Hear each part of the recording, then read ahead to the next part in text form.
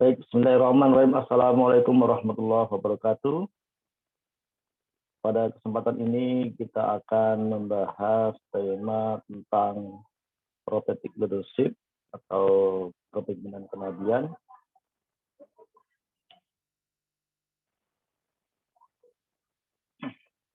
Baik, tema ini kita akan membahas tentang bagaimana konsep kepemimpinan kenabian. Kalau kita lihat bahwasanya banyak nilai-nilai kepemimpinan dalam sosok para nabi dan rasul.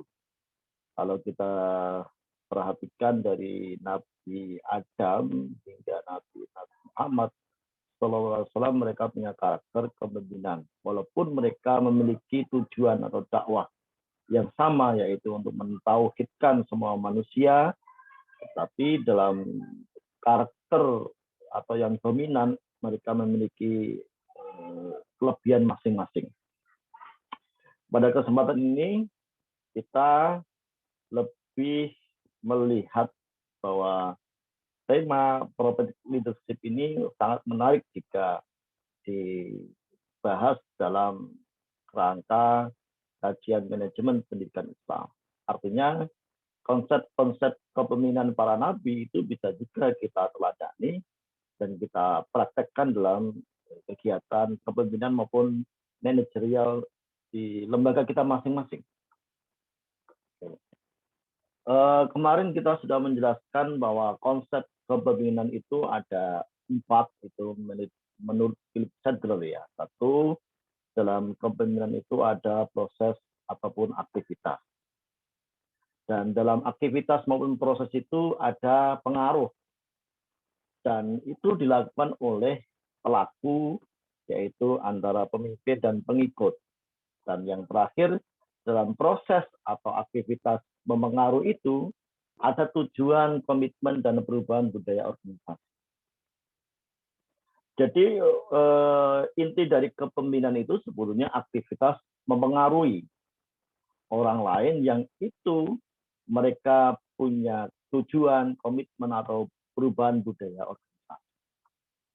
Nah, sehingga dalam proses itulah banyak strategi atau tipe ataupun metode yang dilakukan oleh seorang pemimpin agar para pengikutnya, stafnya, anggota organisasinya itu mau melakukan kegiatan-kegiatan yang sudah menjadi tujuan atau komitmen bersama, atau sudah untuk mewujudkan visi dan misi yang sudah ditetapkan.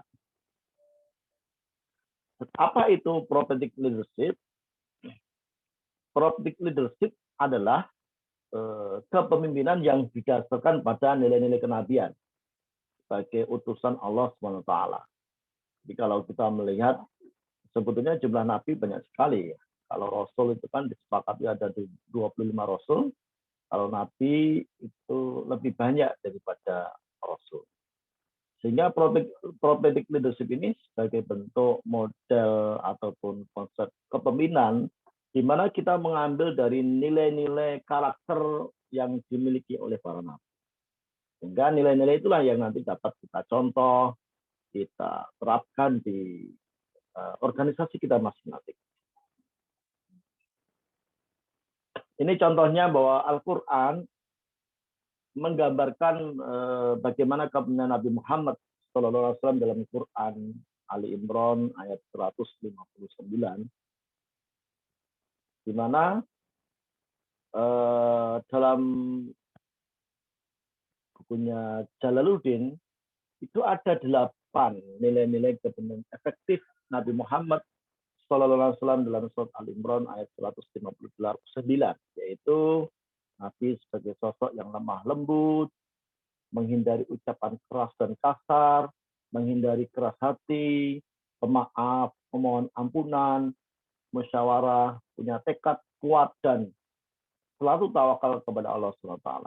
Dan tawakal itu dilakukan setelah ada usaha atau ikhtiar maksimal sebagai manusia.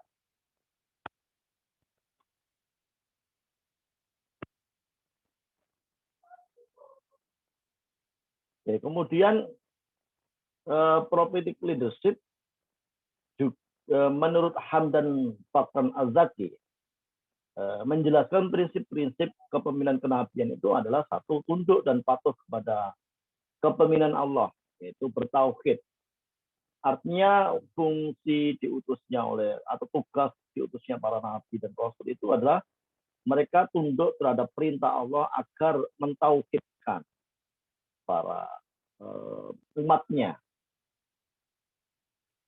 dan mereka pasti bertauhid kepada Allah SWT dan punya tugas untuk mentauhidkan para umatnya.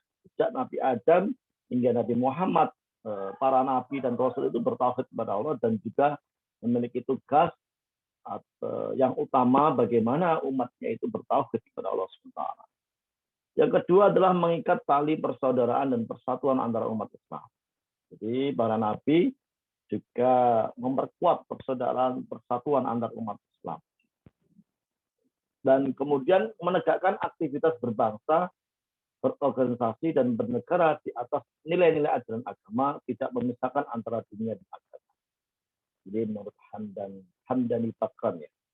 Keempat, menegakkan hak-hak asasi individu dan kelompok. Dan yang kelima adalah ada motivasi dan etos kerja, yaitu jihad fi sabilillah.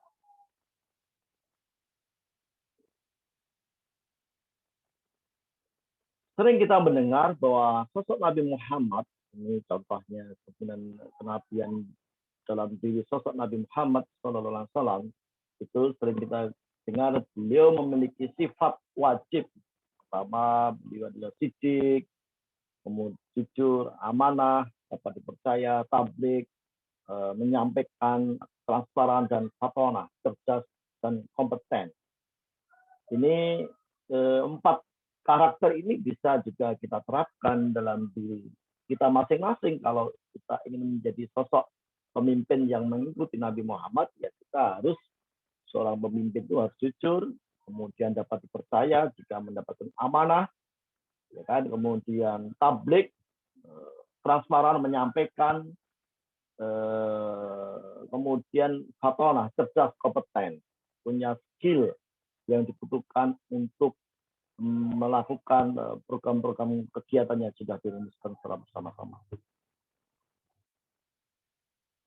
Ada juga contoh kepemimpinan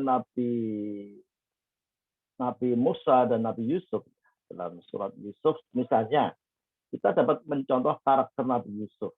Dalam ayat Yusuf ayat 55, Allah berfirman, dia Yusuf berkata, jadikanlah aku bendaharawan Mesir, karena sesungguhnya aku adalah orang yang pandai menjaga dan berpengetahuan.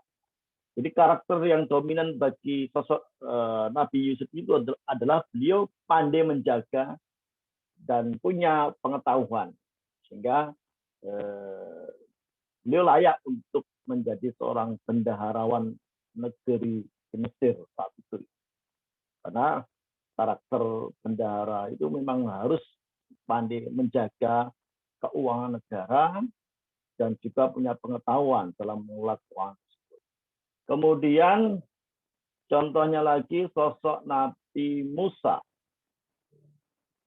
Bahwa Nabi Musa dijelaskan dalam surat Al-Qasas ayat 26, dan salah seorang dari kedua perempuan itu berkata, wahai ayahku, jadikanlah dia sebagai pekerja pada kita.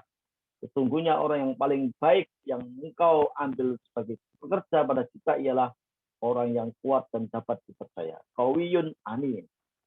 Jadi ini salah satu ucapan dari seorang perempuan ketika mensifati sosok Nabi Musa. Bahwa Nabi Musa itu adalah karakternya kuat, karena punya fisik yang kuat dan dapat dipercaya. Sehingga dia layak kalau menjadi seorang pekerja. Nah, karakter dua nabi ini bisa kita contoh ketika kita menjadi seorang leader ataupun manajer, bahwa seorang leader dan manajer itu ya harus pandai menjaga dan punya pengetahuan, kuat fisiknya misalnya begitu, ataupun dan dapat dipercaya. Ini beberapa sosok karakter kenabian dalam sosok Nabi Yusuf dan juga sosok Nabi Musa. Dan masih banyak lagi sifat dan karakter para nabi yang bisa dijadikan teladan dalam kepemimpinan. Sehingga dalam kajian prophetic leadership ini intinya adalah bagaimana kita dapat mengambil karakter nilai-nilai yang dapat kita teladani dalam sosok para nabi itu sehingga dapat kita terapkan di dalam proses kepemimpinan maupun manajerial di organisasi kita masing-masing. Nah, silakan Anda diskusikan, mungkin ada beberapa sosok nabi yang lain yang mungkin punya karakter yang dominan ya. Misalnya Nabi Adam yang dulu pernah kita bahas bahwa sosok Adam sebagai seorang khalifah yang punya karakter manajerial untuk mengelola alam ini sesuai dengan fungsi-fungsi penciptaannya. Misalnya Allah sudah menciptakan hutan, bagaimana karakter khalifah Nabi Adam itu ya kita menjaga hutan ini dengan baik atau menjaga hutan ini sesuai dengan fungsi penciptaan hutan. Jangan sampai merusak, jangan sampai membakar hutan, bahkan merusak ekosistem itu sehingga nanti akhirnya terjadi kerusakan hutan maupun terjadi